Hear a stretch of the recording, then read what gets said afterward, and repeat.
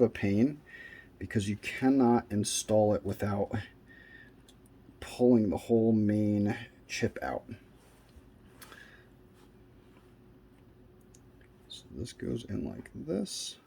Now that can be slid into position.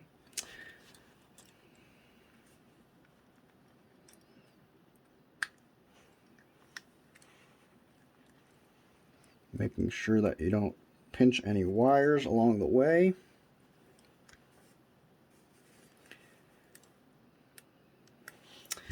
And I left the screws in position, so I just have to go and screw them back in. Definitely do not over tighten these screws. They will definitely strip out pretty easily in this plastic housing.